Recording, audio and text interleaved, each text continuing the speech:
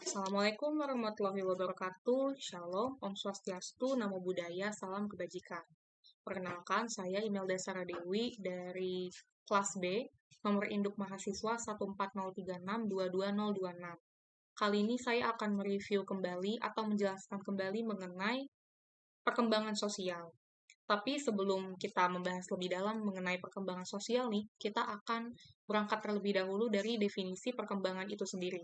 Sebetulnya apa sih perkembangan itu? Perkembangan adalah proses yang terjadi pada setiap manusia dalam menuju kematangan atau kedewasaan, atau dalam bahasa Inggrisnya adalah maturity. Jadi perkembangan pada manusia itu bukan cuma pada aspek fisik, tapi juga pada aspek non-fisik. Aspek fisik contohnya kayak gigi, mata, hidung, telinga, seperti itu. Dan juga organ-organ dalam pada tubuh. Kemudian kalau aspek fisik itu contohnya psikis dan mental pada manusia. Entah itu kecerdasan emosinya, terus bagaimana cara dia berpikir, dan lain sebagainya. Nah, sebetulnya kalau kita membahas tentang perkembangan, perkembangan itu tidak lepas dari kata progresif. Kenapa? Yang namanya perkembangan pada manusia itu akan selalu progresif, cenderung akan maju terus. Kenapa? Karena selama manusia hidup di dunia, ini, manusia akan selalu mengalami perkembangan dari aspek apapun, entah itu dari kesehatan fisiknya, entah itu dari otaknya, cara berpikirnya dia, dan lain sebagainya. Karena apa? Karena manusia itu secara tidak langsung, baik dari keluarga atau dari lingkungan apapun di luar non keluarga, manusia akan selalu ditekan. Ditekan di sini dalam arti eh, perkembangan dirinya itu akan selalu ditekan oleh lingkungan. Jadi lingkungan itu sangat mempengaruhi, entah lingkungan keluarga atau lingkungan non-keluarga. Nah, selain progresif, ciri-ciri perkembangan pada manusia itu, ya seperti yang saya bilang tadi, terdiri dari perkembangan aspek fisik dan perkembangan non-fisik. Aspek fisik, contohnya, aspek fisik perkembangan pada gigi, di mana balita giginya semakin bertumbuh, bukan cuma gigi seri, tapi gigi geraham yang semakin bertumbuh, juga kemudian eh, berkembangnya seperti daun telinga, dan mengalami fungsi yang semakin baik, juga matanya juga semakin semakin mengalami fungsi yang baik, dan juga kalau dari aspek non-fisik, anak itu akan memiliki kemampuan berpikir yang semakin bagus, kemampuan berpikir, kemampuan inisiatif, dan anak juga akan belajar bagaimana ia beradaptasi dengan teman-temannya, baik di lingkungan rumah maupun di lingkungan lainnya. Nah, lalu kita akan membahas mengenai perkembangan sosial. Perkembangan dan sosial. Jadi di sini artinya kemampuan bersosialisasinya yang semakin berkembang. Secara umum, perkembangan sosial itu adalah suatu kemampuan di mana manusia mengalami perkembangan dalam bersosialisasinya bersama dengan orang lain. Kalau kita membahas tentang bersosialisasi nih, kita nggak akan terlepas dari yang namanya komunikasi. Nah, ketika kita mengalami kelancaran dalam berkomunikasi, tidak ada hambatan, maka disitulah titik di mana perkembangan sosial manusia itu berkembang. Nah, perkembangan sosial manusia itu juga bukan serta-merta jadi secara instan, tapi ada banyak faktor yang mempengaruhi. Nah, faktor dari perkembangan sosial itu akan saya bagi menjadi 3 faktor. Yang pertama, faktor keluarga, kecerdasan emosi, dan lembaga pendidikan, yaitu sekolah. Yang pertama, keluarga. Seperti yang kita tahu, keluarga itu adalah tempat anak lahir, tumbuh, dan berkembang. Keluarga itu adalah benteng pertahanan utama bagi seorang anak. Jelas, karena anak akan mengalami pertumbuhan pertama, anak akan mengalami perkembangan pertama sekali itu di dalam lingkungan keluarga. Jadi, keluarga adalah faktor yang paling kuat dalam aspek perkembangan sosial anak. Walaupun memang nanti di masa depan, eh, di masa depan seorang manusia itu akan lebih sering berinteraksi dengan teman-temannya dibandingkan dengan orang tuanya. Tapi, tetap saja keluarga adalah faktor yang paling kuat karena dengan bagaimana manusia itu berinteraksi dengan orang lain, bagaimana manusia itu menempatkan orang lain, itu tidak terlepas dari bagaimana cara keluarga mendidiknya. Yang kedua adalah kecerdasan emosi. Kecerdasan emosi ini juga adalah hal yang menjadi faktor ya, hal yang menjadi faktor terhadap perkembangan sosial si anak tersebut. Kenapa? Karena cara anak bersosialisasi dengan orang lain, berkomunikasi dengan orang lain, itu erat-erat kaitannya dengan kecerdasan emosi.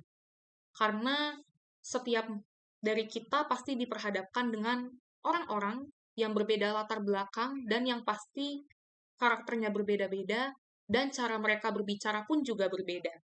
Nah, terkadang juga ketika kita menghadapi orang yang karakternya tidak sejalan dengan apa yang kita inginkan, manusia akan cenderung mengalami emosi yang memuncak dan akan mengalami yang namanya kemarahan yang mungkin saja bisa fatal, juga mengalami yang namanya emosi yang meledak-ledak. Oleh karena itu, kecerdasan emosi ini juga sangat penting. Kecerdasan emosi sangat penting untuk dimiliki setiap manusia, terutama ketika ia melakukan pekerjaan, bekerja sama, atau berkolaborasi dengan orang lain. Nah, kemudian faktor yang terakhir adalah sekolah. Sekolah adalah lembaga pendidikan yang penting bagi anak. Di sini saya membahasnya sekolah formal, yang terdiri dari SD, SMP, sampai SMA atau SMK. Nah, ketika anak dimasukkan ke dalam suatu sekolah, anak itu akan menghadapi berbagai macam teman-teman, anak akan diperhadapkan dengan teman-teman yang pastinya memiliki latar belakang yang berbeda, suku, agama, ras, dan golongan yang berbeda. Terlebih lagi, anak akan diperhadapkan dengan teman-teman yang pasti karakternya berbeda. Oleh karena itu, sekolah adalah salah satu faktor penting dalam perkembangan bersosial anak. Disitulah anak belajar berteman dengan orang lain, anak juga akan belajar bagaimana ia menyesuaikan diri dengan orang lain, menempatkan diri, belajar menghargai orang lain, belajar untuk berkomunikasi dan menyampaikan pendapat dengan baik, walaupun memang dalam perkembangan itu tidak ada yang sempurna, ada jatuh bangunnya. Nah, selanjutnya saya akan membahas teori dari Pak Erik Erikson mengenai perkembangan psikososial. Nah, dalam teori perkembangan psikososial ini, ia mengatakan bahwa kecerdasan atau perkembangan sosial manusia itu tidak terlepas dari yang namanya kecerdasan emosionalnya. Dan kemudian saya akan membahas mengenai 8 tahap yang akan dilalui manusia. Menurut Pak Erik Erikson, pakar dari Amerika Serikat, ia mengatakan bahwa manusia akan mengalami berbagai macam tahap yang akan dilalui sepanjang hidupnya. Ada 8 tahap perkembangan. Yang pertama itu ada tahap di mana anak itu akan memiliki kepercayaan kepada orang lain secara tidak langsung, tahap otonomi, atau tahap di mana anak menyadari berbagai hak dan kewajibannya sebagai seorang anak yang harus dia punya. Kemudian tahap di mana anak memiliki inisiatif dan mengakui rasa bersalah. Kemudian tahap di mana anak itu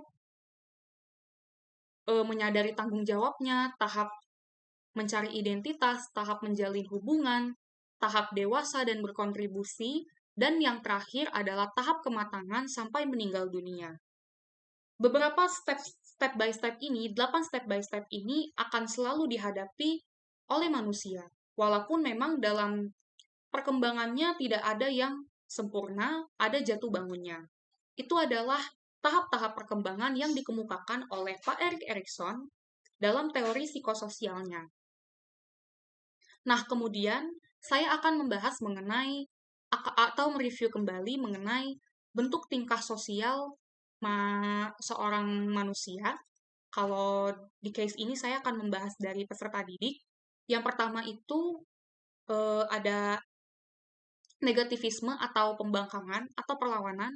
Yang kedua kerjasama. yang ketiga simpati, dan yang terakhir adalah eh, berselisih. Maaf, saya lupa. Yang pertama itu ada negativisme atau perlawanan. Jadi, perlawanan ini terjadi karena dipicu berbagai hal. Entah mungkin manusia tersebut ingin melakukan sesuatu namun tidak didukung oleh lingkungannya sehingga terjadi perlawanan atau pembangkangan. Kemudian yang kedua adalah bentuk kerjasama. Bentuk kerjasama ini di sini merupakan bentuk tingkah laku sosial di mana seorang anak mulai berkolaborasi dengan teman-temannya, baik dalam proyek belajar, baik dalam kerja kelompok biasa, atau dalam hal-hal apapun, misalnya menjadi panitia di suatu acara, gitu. Jadi, bentuk tingkah laku sosial kerjasama ini adalah bentuk yang bisa dikatakan melatih perkembangan sosial seorang manusia. Kemudian simpati. Simpati itu adalah bentuk tingkah laku sosial manusia di mana manusia itu mengalami, bukan mengalami ya, tapi lebih tepatnya ikut merasakan apa yang dirasakan oleh si penderita tanpa menghakimi dan menjatuhkan dia. Kemudian yang terakhir adalah berselisih. Kalau berselisih ini biasanya itu terjadi pada manusia yang satu dengan manusia yang lain dalam berinteraksi. Dalam berinteraksi ini biasanya banyak sekali terjadi konflik, baik itu konflik yang besar maupun yang kecil, mempengaruhi, sehingga akan menciptakan yang namanya perselisihan. Dan perselisihan ini tuh bisa terjadi dari berbagai faktor, entah mungkin cara berkomunikasinya yang kurang pas, atau memang ada kesalahpahaman dalam menyampaikan sesuatu sehingga terjadinya perselisihan, dan lain sebagainya. Nah, kalau dalam perkembangan sosial manusia kan pasti tidak ada yang sempurna ya. Tidak selamanya semulus atau sesempurna yang kita kira. Pasti ada jatuh bangunnya. Ada masa di mana kita gagal untuk melakukan hal-hal positif, tapi ada juga masa di mana kita benar-benar berhasil membuat hal-hal yang positif dan bermanfaat buat diri kita. Nah, kunci atau upaya untuk mengembangkan perkembangan sosial, untuk berkembangnya perkembangan sosial dalam diri kita, dimulai dari diri kita sendiri. Yang pertama, kita harus mau untuk mengupgrade diri. Maksudnya adalah mengupgrade diri dari pikiran, perkataan, dan perbuatan kita dalam kehidupan sehari-hari. Dengan begitu, secara tidak langsung, kita juga sedang mengupgrade diri kita menjadi orang yang lebih baik.